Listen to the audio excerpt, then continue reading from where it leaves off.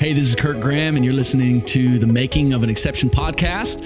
And today we've got JJ Schuster. What's up, dude? Hey. Thanks for being here. JJ, you are a videographer, Harvest Film Company, and your husband, soon to be father. Yes. This is your first child? Yep, first you one. Stoked? I'm so stoked. It's any day now. It's like overdue, literally 3 days As this overdue. podcast comes out, you've probably already had the baby. Yeah. Which is amazing. Yeah, I should hope so. She's overdue right now. She's overdue, yeah. So, I mean, I could get a text during this recording and I'll be out the door. So, if it's a short podcast, you know why. You're having a baby, dude. It's amazing. And boy or girl? Girl. Yeah. Baby girl. Yeah. I didn't know what to expect, boy or girl, but we're having a girl and I'm so excited. I have a 3-year-old daughter and then a baby on the way as well. Yeah.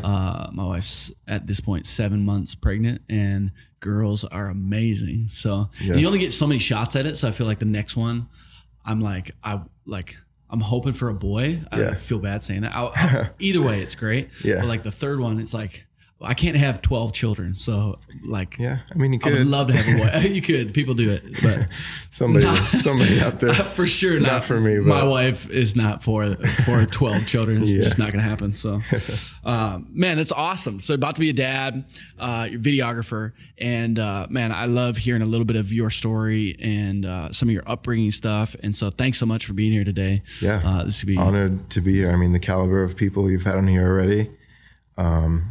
Just honored to be here. You and I were just talking, and you know the first two people that were on here, Bethany Schrock and Perry as well. So Yeah. friends. Bethany shot our wedding. She's amazing. And then Perry and Mariah, we've kind of gotten close to recently. We're kind of due, our babies are due around the same time. We just both bought a house at the same time, so we share a lot of living the same life. Yeah. You co-bought the house. It's the same house. You're living together. Oh no, I'm just kidding. Yeah, for sure. Yep.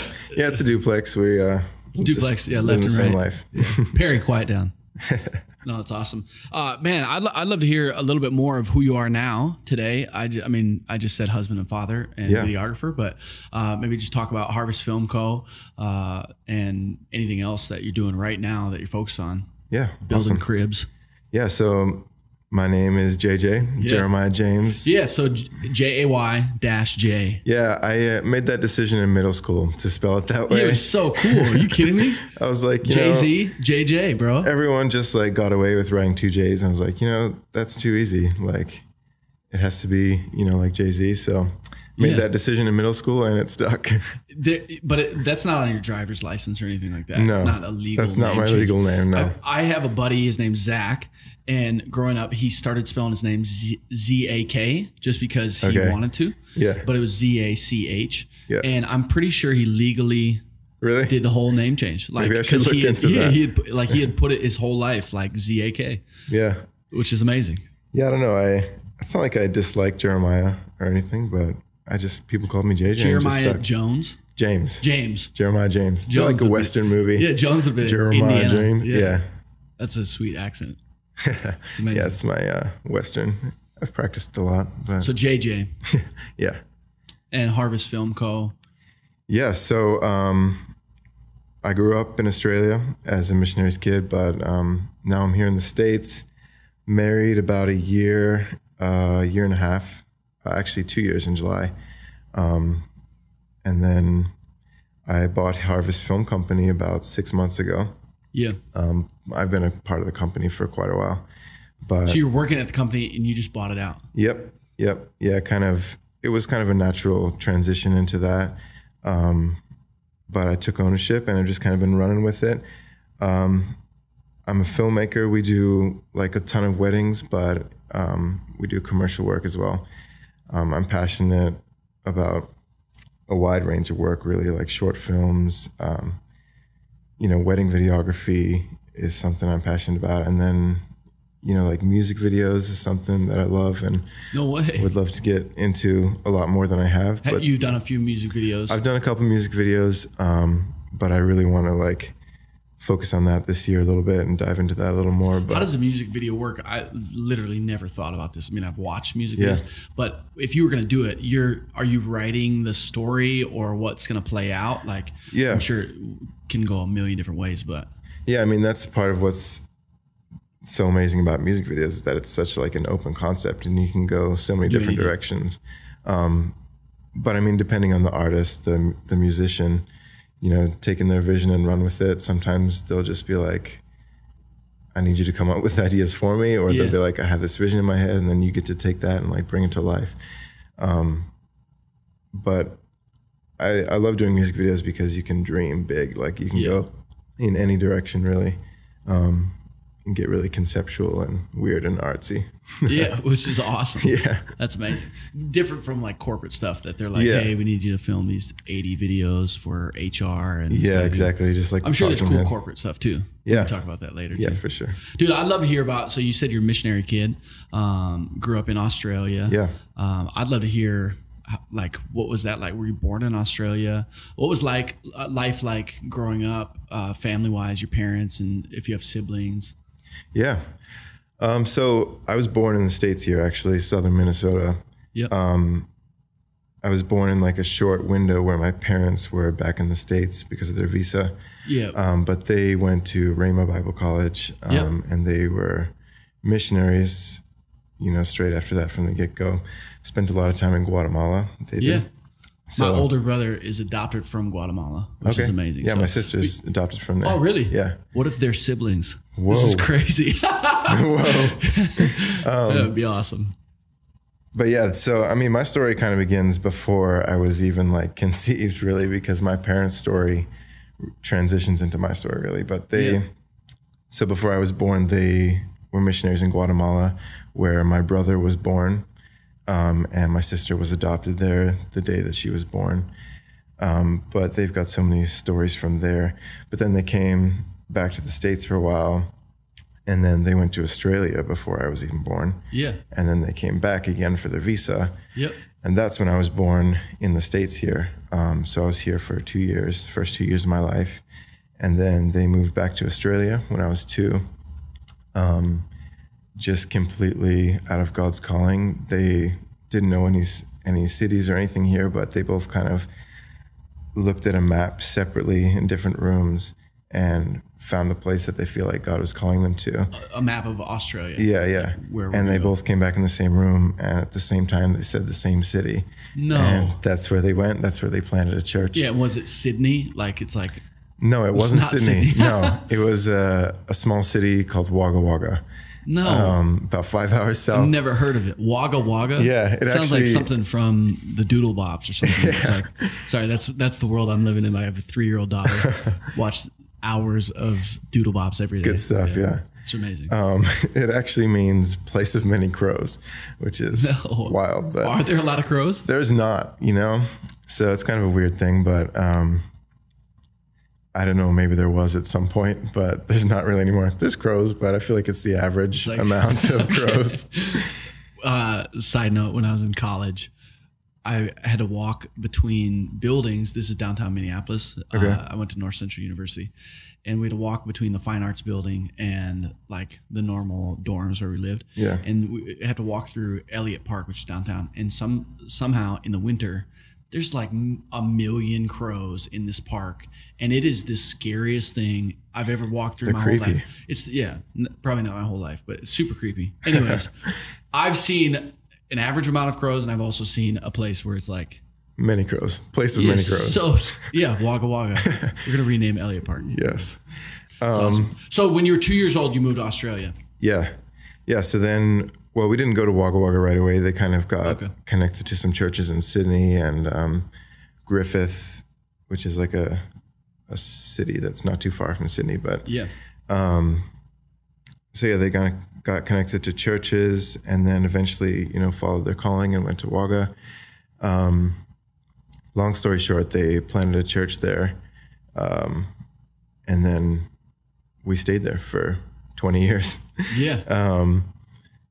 But yeah, it was, so I grew up a pastor's kid, but also a missions kid. So they did our entire life was a missions trip. Yeah. We also did like other missions trips during as well. So I didn't realize, growing up, but I was so blessed to experience so much of the world in the first, 18 years of my life. So before you're 18, what are some of the other places that you traveled? Yeah. So, we went, we would come back to the States and travel all over the States, but then we went to like a bunch of island countries around Australia, Vanuatu, Fiji, to some like small villages and things there. But we have been all over. We went to Germany, Thailand. I've more recently been to Costa Rica and Mexico. Trying to think, we went a few places in Europe, but you've seen a ton of the world. Yeah. And like a ton of the coolest cities around the world. Did you grow up thinking, you said it wasn't until later you realized like how blessed you were to be able to do that, but did you grow up thinking, man, this is crazy that this is my life? Like, most people in your situation are born in southern Minnesota and they live there their entire lives, yet you're flying around the world. Yeah. Yeah. I didn't think much of it, which is the weird thing. And I think that has a lot to do, with my faith base. It was just like, it was just an automatic thing that, we were going to go into the world and do God's work and meet people and, experience the world. And it just became such a natural thing that like, if ever we were faced with opposition, it would just be like, I'd shrug my shoulders, be like, oh, it's fine. We'll go. It'll work out. And it always did, like through miracles, and God provided, and we would go and great things would happen. But that's amazing that you were raised with parents that are living like in faith. Like it's scary I think about it. Like I've got a baby on the way and a 3-year-old daughter, but like, I can't imagine saying, yep, we're going to leave everything and move across the planet. But that's the family you were raised in, is a family that's like, well, if that's what God's calling us to do, we're going to do it. Did you like growing up as a pastor's kid, missionary kid, did you feel any level of advantage in life or disadvantage in life? I've met missionary kids and I would say there's some of them that are like, man, I'm like, I've heard this term before, like I'm a third culture kid, in the sense that I'm not from America. Like I don't live in America, even though that's where my family's originally from. I'm also not from, in your case, Australia. So I'm not Australian.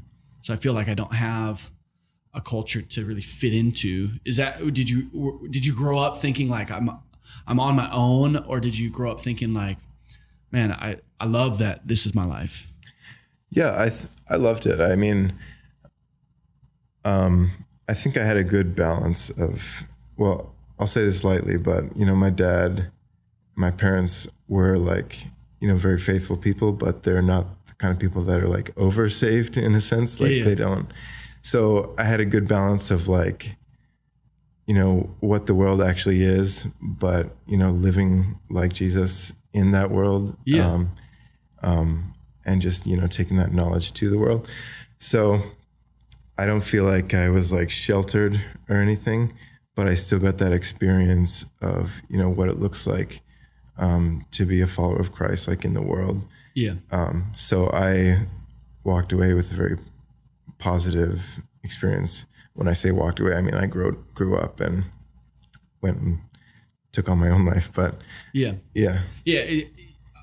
What I'm hearing you say is that you felt like whatever culture or whatever room you found yourself in, you grew up with an awareness of faith in Jesus and protection and great family, and that's great. Yeah. Not sheltered, but also to be able to experience, hey, our job is to be light in the dark, and we live in this world. And so even at a young age, as a kid, you're going to live in that world and have to be able to be comfortable in those settings and being light in the dark.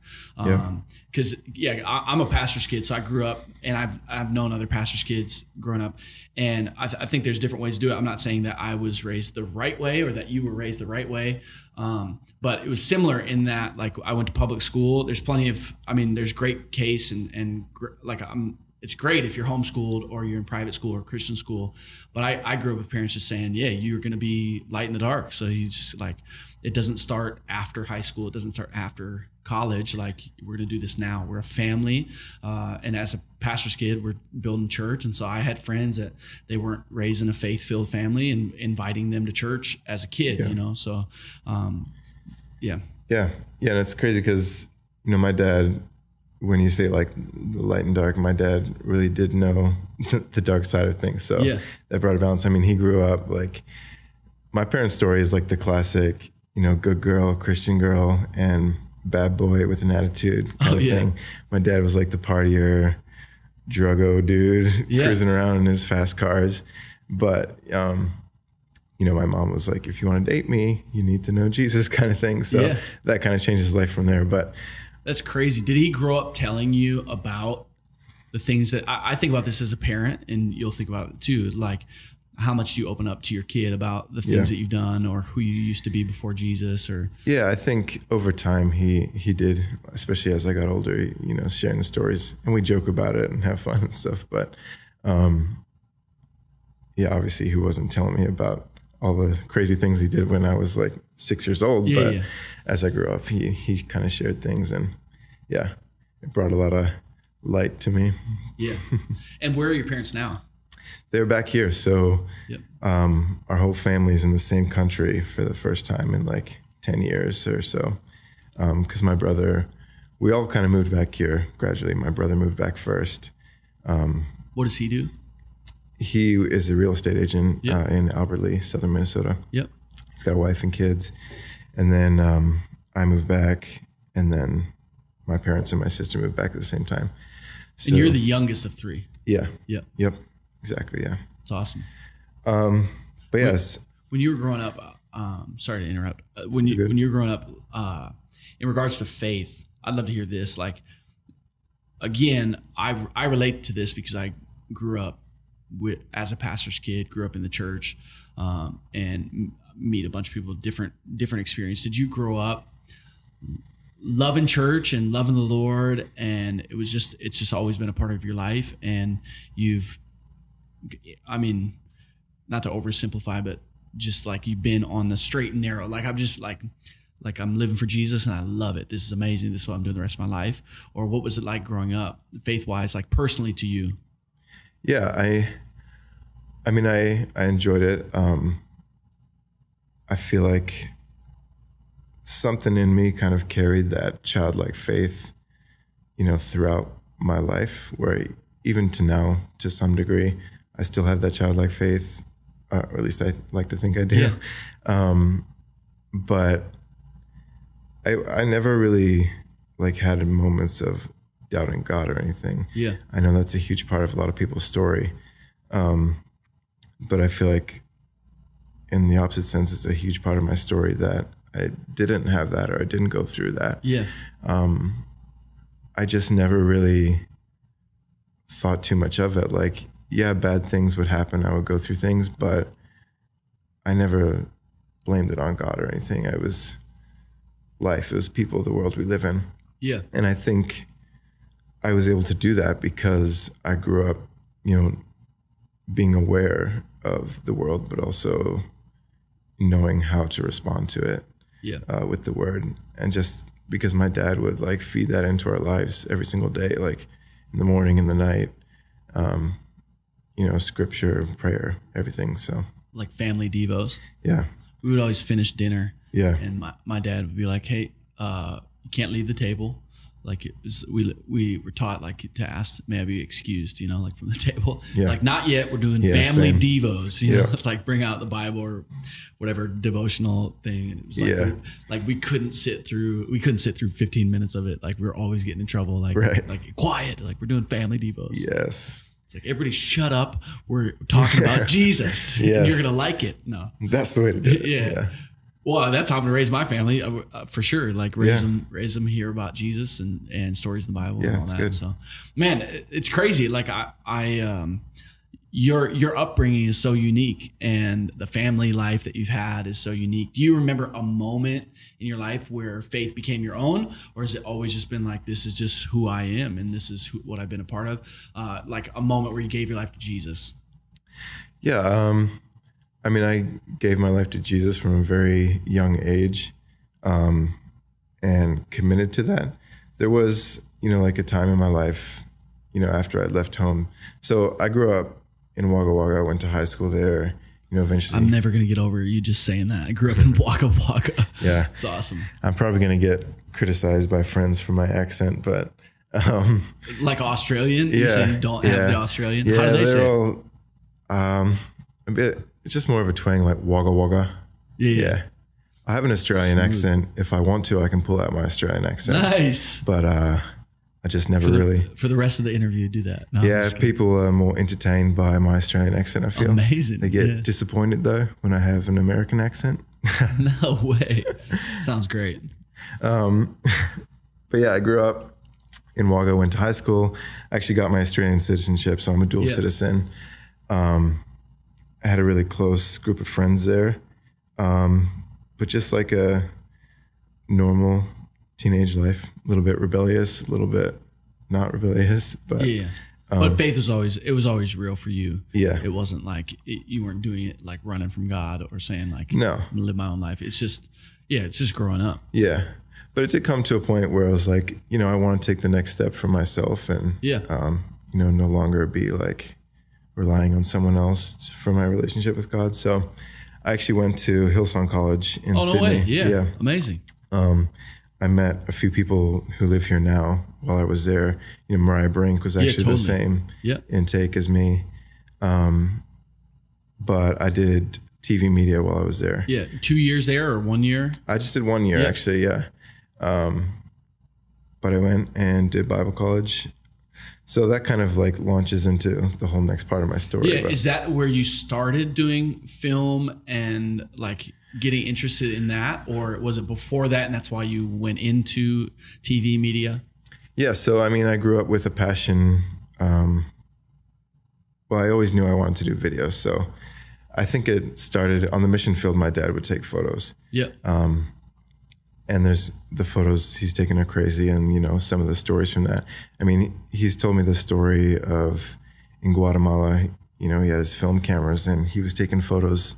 There was like some invasion on a city or something from the officials, like the officials.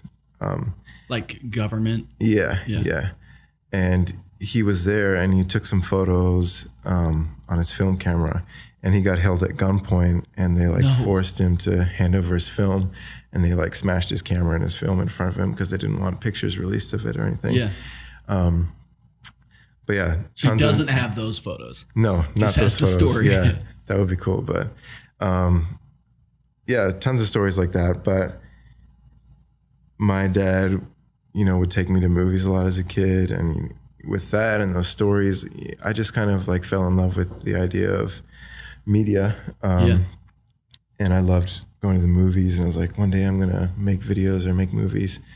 So that was like really young, probably like 8 or 9 years old. Yeah. And I never let go of that vision really.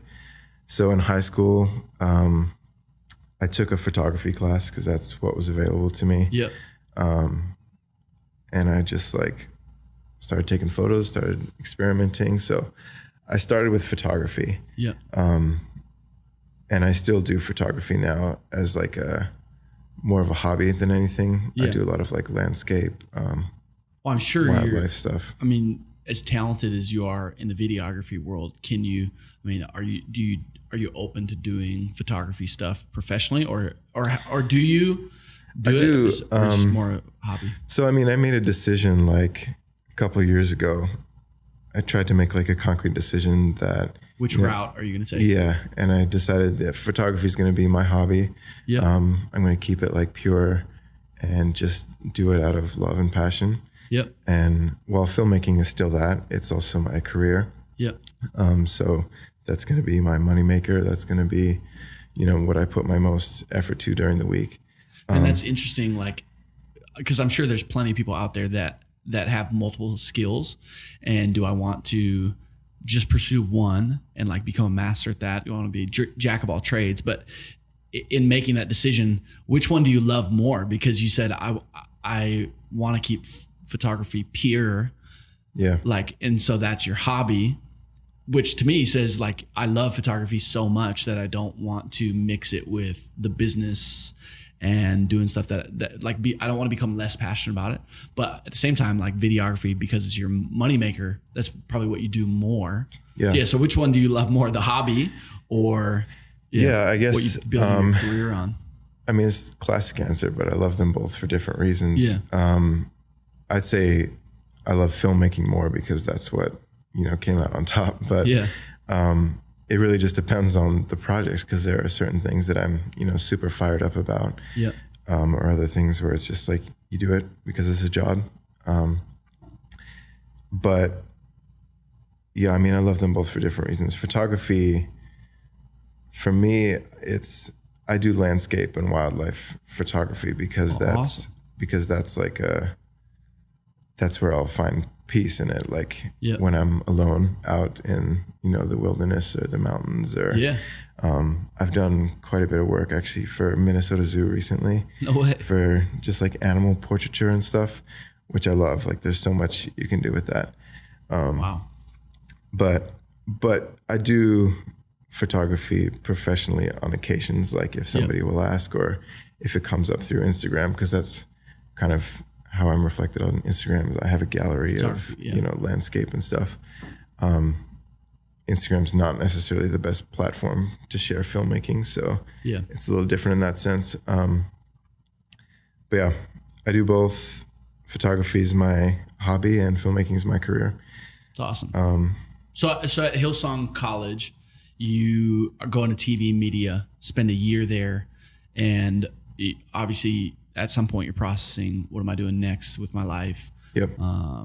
And was going into vocational ministry, because that's Bible school. Was that like processing that? Do I want to be a filmmaker at a church? Or do I want to go out on my own? Yeah. So, I mean, for a while I faced this conflict of like, wanting to serve the kingdom, but also just wanting to make cool videos and make like things that I was pumped about. So, but I also, had this personal desire to get closer to God, on my own track. So that's where Bible college came in, because I got to do both at once. That's the amazing thing about Hillsong College. They have creative streams. So, shout out to Hillsong College. Yeah, totally. So I did TV media, and that's really where I learned the foundations of filmmaking. So I took, the camera knowledge, technical knowledge from photography, and applied that, learned the basics of filmmaking, but also grew stronger in my faith and my relationship with God. So from there is like kind of where it launched into the next chapter of my life, because there was like some pivotal events that actually brought me to the States here. I'm thinking, as I'm thinking about your story, it's like you grew up in Australia, you're at a great college, you could stay there the rest of your life. You got plenty of friends. Sydney's a huge city, like major city. So you go work for an agency or start your own thing. And you moved back before your parents. Mm-hmm. So you're like, how do you make that decision to move to Minneapolis? Leaving your family and where you grew up. So, I mean, this is something I feel like could help, other people, and I'll be as vulnerable as I can through this. But, so, during Hillsong College, I met someone, and was in a relationship with someone. And I'm the kind of person that, like, when I love fast and I love hard. So, I fell for someone while I was there, and there were signs from the beginning that it was not like the right relationship for me. Sure. But I just like held on to that and pursued that because that's what I thought I wanted. You're in love. You fell in love. So I'm at Bible college, and I'm with this person, and for all I knew, like, things were serious. And I grew up with him, and well, I always thought to myself that I was never going to leave Australia. This is my home now. Yeah. I had like a small group of, you know, really close friends who I'm still close with, but I don't know. I just didn't have the desire to leave. I was really happy there. I'm happy here too, just to clarify. But so I met somebody there, and then, you know, towards the end of my first year of college, she all of a sudden just like decided that she was going to leave and come back to the States because she was from here. She was, and from Minnesota? Or? Yeah, no, she was from Ohio, I think. Okay. But she just left. And as she left, like I found out all these things that, you know, kind of said that she was not the person that I thought she was. Yeah. So, and I share this because, you know, it's kind of that decision. So during that relationship, we had talked about like, okay, like you're going to have to go back to the States eventually. And then I was like, okay, I'll move there with you. Yeah. I'll move there for you, you know, at the end of college. And so it got me into that mentality of like, okay, I can leave this place and go see what's in the States. Yeah. And that'll be my purpose there. And then she left, and it was like just kind of a shock. And I was like, it was like, as I'd already made plans to come back here, and I was already preparing that. Yeah, your heart had already turned from Australia, thinking we're moving back. Yeah, it was literally within like a couple days where she had bought a ticket back here without even telling me, and like she told me on one day, you know, that she was leaving, and then she was gone the next. Wow. So I was left like empty-handed, and in that conversation is like, are you saying, wow, okay, you bought a ticket, I didn't know that, but you're still like, I'm making plans, I'm coming with you. Yeah. So I mean, being the person I am, I tried to hang on. Totally. I tried to be like, okay, well, I'll meet you over there, but you know, she just wasn't in that place either. So because she was not the person that she had said she was. So it just kind of, you know, I tried to do like distance for a while, but you know, it just didn't. You're trying to make it happen. Yeah, didn't happen. So then, and she left before the year had even completed. So I was still at Bible college, and I had put so much of my time, you know, into that relationship and stuff. So I felt kind of alone because I hadn't spent enough time, you know, forming friendships and things like that while I was there.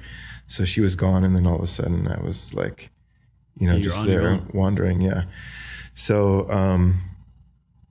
I finished college. I graduated the year, and then I was kind of just like asking God. I was during a worship session actually, and I was just asking God, like, what do I do now? Like I had all my eggs in this basket, and now there's no basket, kind of thing. Yeah. But honestly, it was the clearest I've ever felt like God has spoken to me. And he just said, like, I've brought you here, just like keep going. And so I felt like he was telling me like to go to the States anyway. Yep. Because that's what I had to go through to get into that mentality. Yeah. To shift your heart. Yeah. Like for where God wanted you to go. Yeah. It took an extreme amount of pain. Yeah. Yeah. I mean, there's not a lot that would change me, but you know, love is one thing that would. Yeah. And so he knew that. And I don't want to say like God puts you through pain, but he sees your pain, and he takes you through that, and he uses things for your purpose. Yeah, when I think about that, there's the story in the Bible where Jesus is baptized, and it's like this epic moment where he's baptized, and as he comes out of the water, the Bible talks about, you know, God the Father says this amazing thing from heaven over his son. Then this dove comes down and descends on Jesus, representing the Holy Spirit. Right. Like, awesome moment. And it's like the next verse says the Holy Spirit led Jesus into the wilderness, you know, and it was 40 days of being tempted by the devil, you know. So there's that sort of epic moment.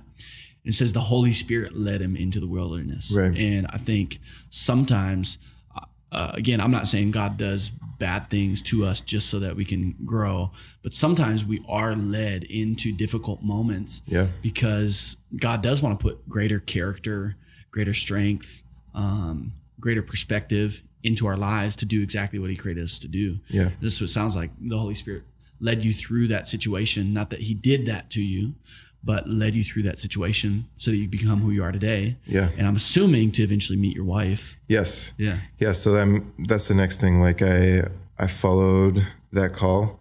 Obviously I wasn't going to Ohio now, but I had family here in Minnesota. So I was like, okay, well, I'll take this step.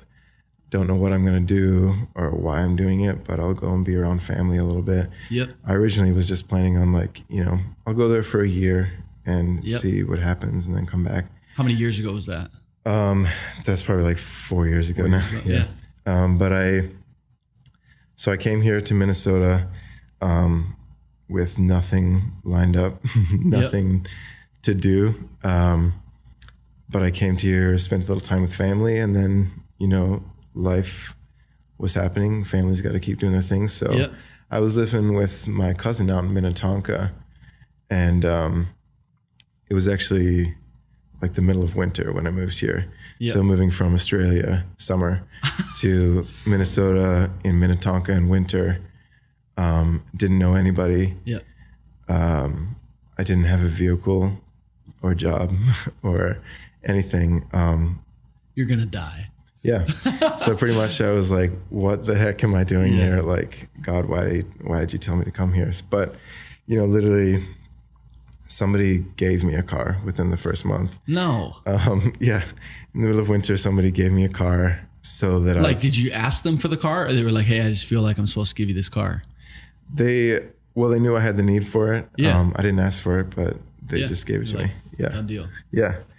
Wow. So then I had that car so I could get to a job. I started working actually Mariah Brink connected me with a job that she used to have at a golf course. Yeah. Rush Creek. Yeah. So I worked out there as a server for a while. And then I actually found a job at a church as like the media director. Yeah. So I did that for like a year. And that job, well, I kind of just skipped over a lot of stuff, but so somebody gave me a car, and then like after like a month and a half of living here, I met Lanny, my wife now. Yep. And this is a fun story for you, but we met on Tinder. Actually. No. Yep. Tinder success story. Tinder works, people. Tinder success story. Yeah. Let me just clarify. This is earlier in Tinder days when it wasn't quite as sleazy or didn't have that reputation. Yeah. Listen, you'll never catch me on record telling anybody to download that app. I know. Even with this story. So the story is, I was watching Jimmy Fallon because I had nothing else to do, and I watched Jimmy Fallon all day. Jimmy's the best. And he was making jokes about Tinder. Yeah. And I was like, that looks funny. So I got it. And then she was watching the Super Bowl with all her friends. Yep. And they all got Tinder as like entertainment while they watched the Super Bowl. No. And we both we only had it like a week, each of us. And we both went on one bad Tinder date. And it was a bad Tinder date, let me tell you. No. Yeah. But then, you know, second time both of our second date was each other. And we met at the Mall of America at Starbucks. And it was like, this is the best story of all time. And it was like, I was interrupt. The place I'm not going on a Tinder date is the Mall of America Starbucks. Well, I figured, you know, that's a public place. I didn't know anywhere else in Minnesota to go, but you're not trying to die on this Tinder date. No. She was not a murderer, turns out. She's amazing. She's the mother of your child. Yeah. But and it sounds weird to say it, but, you know, God worked through Tinder because it's crazy how much, how in sync we are and just like how good of a match we are. She's like more than I could have ever asked for. And it's like, I'm just so blessed to even have had that matchup in my life, or the opportunity to meet her, because I never would have. Is she from Minnesota? Yeah, she's from Minnesota. Yeah. Yep, grew up here. But yeah, so that was like just over a month after I moved here. Wow. And then we started dating pretty close to, right after that. Yep.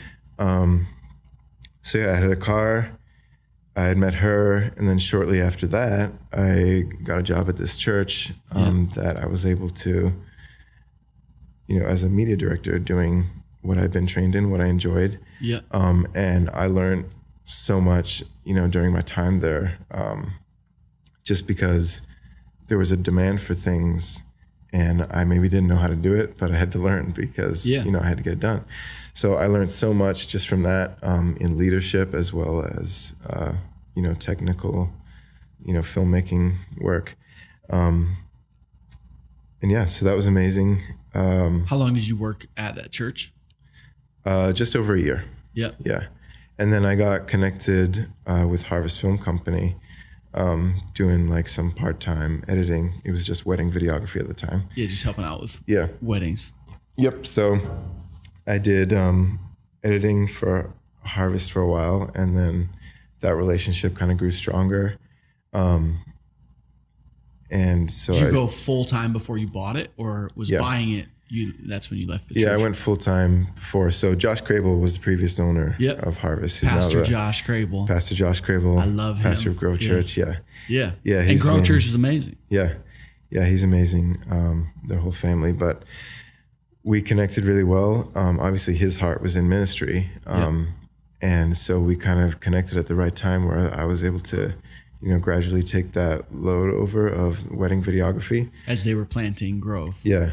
And actually, I almost forgot this, but there was a time between working at the church and working full-time with Harvest where I was freelance. Yep. And just doing like some... So like step out in faith, like I'm done at the church. Yep. Going to try to survive on my own. Yeah, so I was just doing like commercial work mostly. Yep. For a couple of small companies, whatever I could.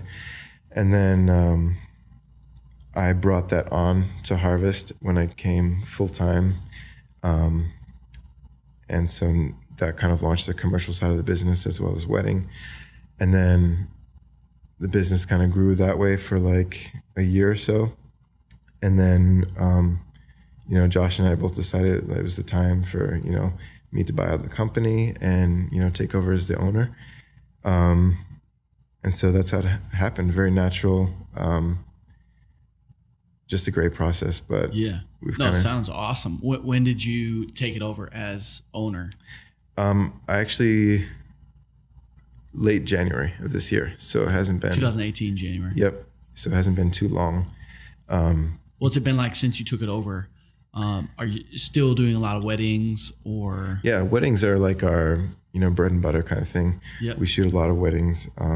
We've had some great features and stuff lately, so that the wedding stuff is going really strong. I think we have 40 weddings this year. No. Yeah. It's like every weekend. Yeah. Or you have multiple. Yeah, we have multiple weekends. We have a small team. It's like 6 people or so. Yep. But yeah, we do a ton of weddings, but and the commercial stuff has actually been nonstop as well, which has been awesome. Amazing. Yeah, maybe what's just over the last couple of years at Harvest? What's a couple of projects that you've really enjoyed? Most recently, my work with Pulse was that was just such a fun job, but also the event at US Bank Stadium. Yeah, for that. Yeah, Pulse Twin Cities, but also so we did the promos for Pulse Twin Cities, as well as Together 2018, which is going to be in Dallas later this year. We did the promo for that. Those are some awesome jobs to work on, just because it was such a huge movement, but as well to have that creative freedom and seeing some of our work like up on the screens at US Bank Stadium was really cool. Massive. Yeah, there were 40,000 people at that event. Yeah, it was amazing. Yeah, it's crazy. And so a lot of work with Pulse in the past year, just preparing for that event. But we've also done, some work for Duluth Pack recently, which is really fun. And Penny's Coffee. We do a lot of work for Local Crate, which is like a local. I don't know what that is. It's kind of like Blue Apron, like a local. Oh, sure. But it's all local ingredients. Food delivery. Yeah. Yeah. We started working with them like when I was freelancing. I brought them on as a client, and they've grown a lot since then. They just launched like national, so now they're in California. No way. They're going into New York, but they're in Chicago as well as Minneapolis now. But so that's been a huge opportunity. We've been traveling like the past 3 months to grow with them. Yeah, so we do like chef feature videos, kind of like Chef's Table kind of stuff. Yeah. With them, so they're probably one of our biggest clients at the moment. They're in Target now as well. They just launched in there. So how does that work? What are they doing at They Target? have like it's like in the fresh section, the fresh food section, they have like a boxed meal kit that you can pick up, and it comes with like a tutorial video of how to do the recipe. You made that video? Yeah. Or like if it's that's what I'm doing for lunch today. Nice. Yeah. They actually feature local chefs as well. So like, chefs from restaurants here in the Twin Cities or wherever it is. So we do like chef feature videos of them as well. But we do all kinds of work really. I mean, we've been doing music videos. We've done some corporate work. Yeah. All kinds of stuff. Dude, that's awesome. And so you're owning it. You got 6 people. What are some of the things like down the road for Harvest that, do you have a dream or like, I don't want to say 5-year plan, because I think that's, maybe it is 5-year plan, but like things that you're dreaming about for the company of like how you want to scale or grow it? Yeah, I want to be able to I want Harvest to be a creative hub where it's not just, providing for me and my family, but, other creatives that, looking for that connection. I want to be able to connect with people and continue to grow our capacity. I don't want to get to the point where I'm just like, oh, my capacity's full. Like I can't do this anymore. Yeah. Instead of saying that, I want to be like, okay, like here's an opportunity to grow and empower other people as well. So I think I see that happening with Harvest, as well as just like the commercial side of things, growing our clients, and just getting better at my craft all the time. That's my main goal, is to increase my quality of work.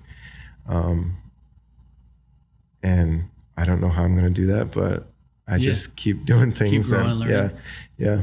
Probably by getting like opportunity or job to do something that you don't know how to do. Yeah. Just like you're doing at the church, like I got to figure it out. Right. Yeah. And most of the time I feel like I don't know what I'm doing, but yeah, I feel the same way. Yeah. But I just do it and I figure it out and I learn.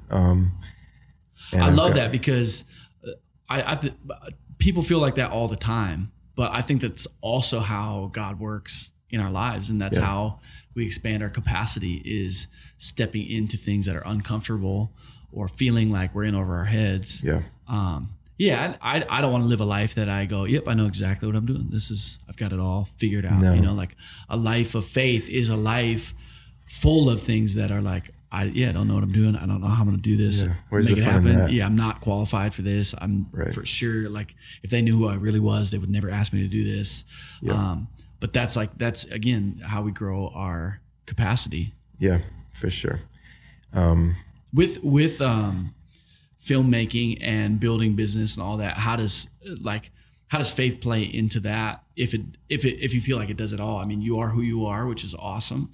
I think that's just powerful enough in and of itself. Just you being who you are, loving the Lord, leading your family well, and just being a person of good character and moral compass. I think that sometimes that would get discounted in the sense of like, well, are you sharing your faith with all your clients? It's like, I don't think you have to do that to be light in the dark, but how does faith play into Harvest Film Co.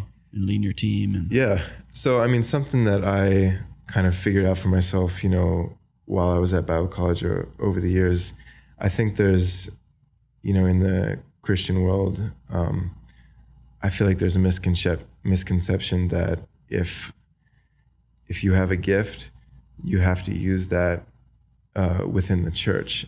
and like within those walls. And while I don't like dishonor that or anything, like use your gifts for the kingdom of God for sure, I also think that like God gave us gifts so that we can, live our best life and be an influence, elsewhere as well. So, and so that you can provide for your family, and so that you can, live a life that you enjoy. Yeah.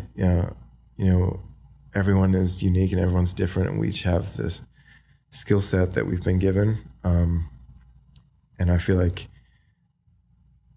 you don't always, I say this carefully because I'm not at all trying to like dishonor. Say it as recklessly as possible. Yeah. Okay. So I think, use your gifts outside of the church as much as you do inside of the church. I think it's a powerful thing. Like, regardless of if it's creative or not, if you're good at, talking, go out and meet people and talk to them that way. Yeah. If you're good at like administrative stuff, like assist the church, where you can, but also go out and do your job well. Yeah. God wants you to be prosperous, like make money for your family, and be generous, because that's, the best thing you can do. Yeah. But yeah, faith has been a huge thing in my life. Again, just growing up with that, like, I don't know if this is a word, but undoubt of like, anything can happen. Yeah. There's a story that, we were planning to go on a missions trip in Vanuatu, which is a small island country off the coast of Australia. And we were planning to go. It was going to be like a 2-week trip. We were going to meet with some of the villages and the kids and like just minister to them there. And, it came down to like a couple of weeks before, and we didn't have the money to buy the tickets to get there. Yeah. So my mom like sat me down because I was so excited about it. My mom sat me down. She's like, I don't think we're going to be able to go this time. Yeah. We don't have the money for the tickets. And I just like looked at her confused. I was like, what do you mean? Like, we always go, like it always happens somehow. And I was just like, we're still going, Mom. Don't worry about it. Yeah. And that same day, somebody came to our door and gave us an envelope of cash for that exact amount to buy the tickets to go on this trip. Did they know that that's what the cash was for? Or they didn't. Just felt, We hadn't spoken to anyone about the mission trip because I guess they didn't know what was happening. I thought that amazing. That's crazy. Yeah, there's so many stories like that. Yeah. There's at least we can take all day if you want to tell all the stories. There's at least like 4 times I can think of where money showed up in our mailbox. Just because people, it was, and that was normal to me. Like, I just thought, I don't know, I didn't ask questions. I was like, God provides, like, there's money. Let's be generous. Let's use it. I think that's crazy. I think it's awesome that God used you, the son, to speak faith into your parents. Like, hey, we're not going to be able to make it happen. Obviously, now that I'm a dad, I think about that. But like, I would love it for my kids to be the ones that are like, hey, it's going to be all right. Like, we're going to make it. Like, that's essentially the parent's role. Like, I think about it, that's my role. But if my kids have more faith than I do and believe anything's possible with God, like, to me, that's like good parenting. It's like, so it affirms your parents' good parenting in your life to just have the faith that God can make it happen. Yeah, exactly. Awesome. Yeah, and I think that's carried out, throughout my life, that faith, that lack of doubt. Some people, may call it naive. Even my wife sometimes is like, how can you just like sit back and think everything's going to be okay? I don't know. I just do. Yeah. I just feel like, God's been faithful this far. Why wouldn't he in the future? Yeah. I think for sure you have the gift of faith. Like, not just you have faith in something, but like, I believe in the Holy Spirit that he gives gifts. Like, and I believe those gifts are active today.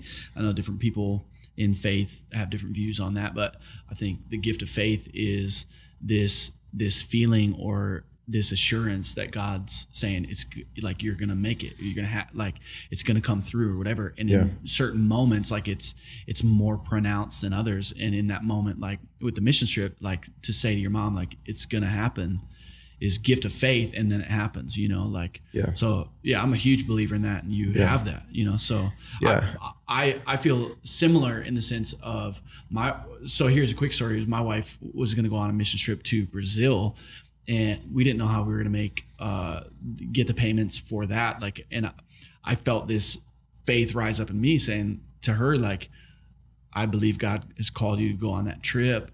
And it's this weird feeling like it's going to happen.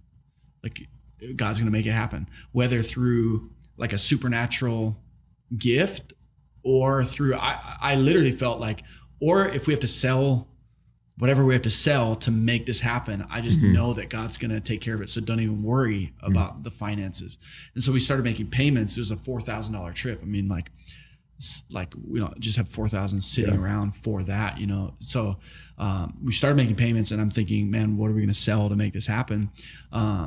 And somebody came up to us while we were at church on a Sunday and said, hey, I know you're going on this trip, and we just feel called to pay for it. You know, somebody paid for it. Like, it's amazing.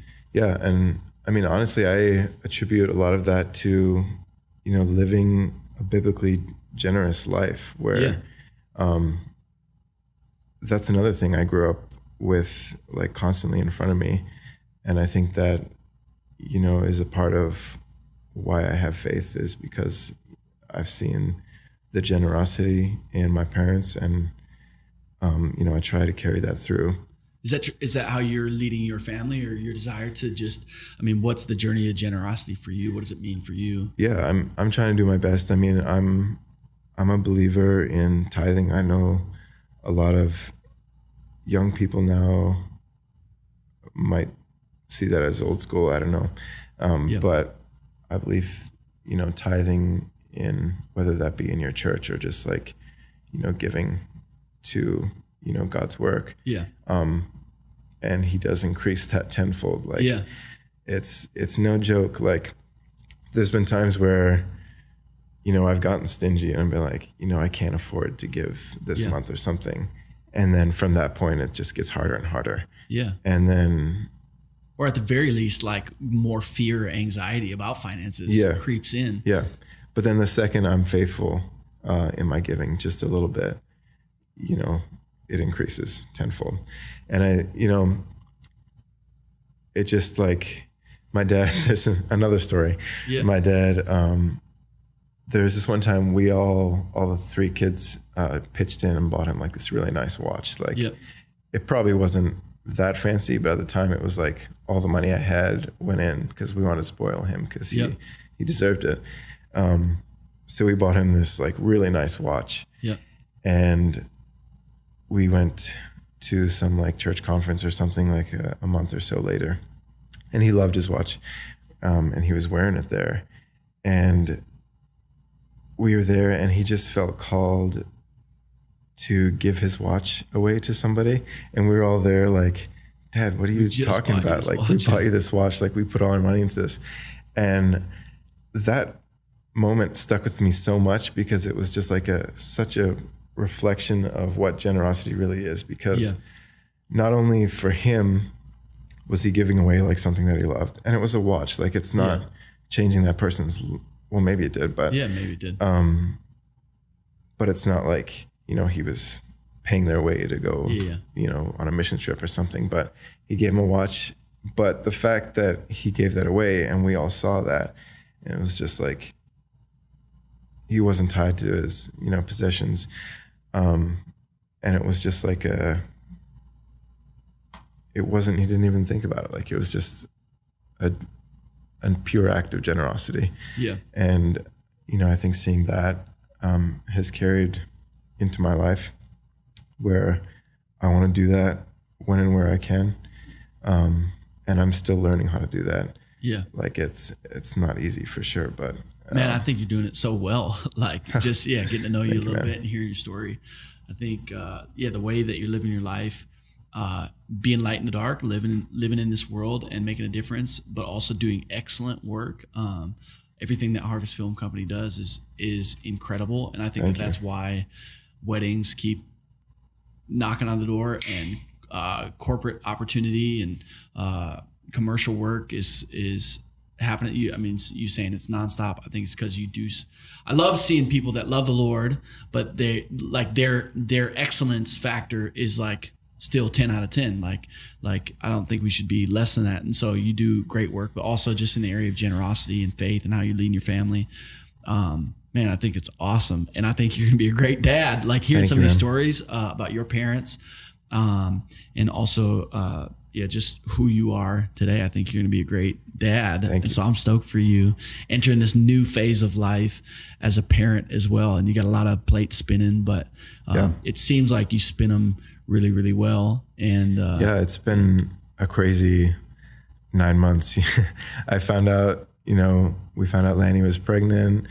Then a few months later, we bought a house, and then I bought the company. So we've been moving, renovating a house, preparing for a child, taking over a company, all within the past 9 months. So you're an adult, man. I know, it's full-time adulting hard, man. Yeah, it's amazing. It's crazy. Hey, as we wrap up, there's 2 questions. One would be, what's your favorite book of all time? If you have one.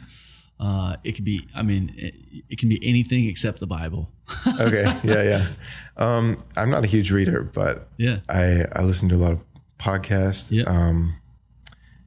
But if you want me to choose a book, there's a book called Story, by Robert something. I forget his last name, but it's basically, about writing stories, script writing and stuff like that. That's a really good read. Otherwise, I get into Film and Music magazine. Yeah. That's probably my biggest read. Awesome. Huge inspiration there. Otherwise, I listen to some good podcasts. Yeah. Name a good podcast. Well, if you love a good murder mystery, I love Up and Vanished. Up and Vanished. Yeah. And then there's it's actually a friend of mine does like some of the voiceover work on that podcast. But then there's one called Mythical, something mythical. Yeah. This is not helping anybody right now, but we'll have it in the show notes. Yeah, it's like mythical stories of just like Viking stories and crazy things that are completely untrue or legends. I think it's myths and legends. It's what it's called. Got it. But I just love like pure imagination, or like, getting into the crazy things that people thought were true. But it's awesome. Oh, amazing. Second question is, if you had one piece of advice for anybody that's following in your footsteps, maybe it's the film world, maybe it's just as a husband and father, or a small business owner, or young creative, what would you tell them? Maybe they're younger than you, kind of walking the same road as you. Yeah. I mean, I'm 23, so I feel like I have a lot to learn yet. Yeah. But I mean, the best I can give to anybody out there is like, despite from your, professional pursuit or whatever, like in your relationships, even though like I may have experienced heartbreak, like I would still encourage you to love and love hard, because, God works through you, and works through that to get you where you want to be. And, my wife is incredible, and I'm so, blessed to have her in my life. But then also on the professional side of things is like, just go make things. That's honestly how I, have gained some of the experience I have and have grown in my creativity. So much of my work sucked like really early on. And it was just like terrible stuff, but I just kept making stuff and kept learning things. So just go make every day, if you can, and just learn from your experiences. And and do it with faith. Like, so what if something bad happens? Like, you figure it out. Like, life goes on, and you learn. If something bad happens, use it as inspiration. Go make a cool film out of it, or write something, you know? Yeah, I don't know. No, I think it's great. Love and love hard, and just keep making stuff. Yeah. What's the worst that could happen? Yeah. Dude, that's awesome. Well, JJ, thanks so much for being here today. You killed this, bro. What an amazing story. Honored to be here, man. Amazing life. And yeah, you're 23, got a full life ahead. But just hearing who you are, you and your wife, I already said it, but I think you guys are going to be amazing parents. Thank you. Believing the best for Harvest Film Co., that it keeps growing, that you have just the craziest opportunities ahead, that you get to see more of the world through your craft. And I'm just believing that as you continue to live your life, that I just think that there's going to be a ton of young people that come behind you that see how you live your life and are inspired to do the same thing and live the same way.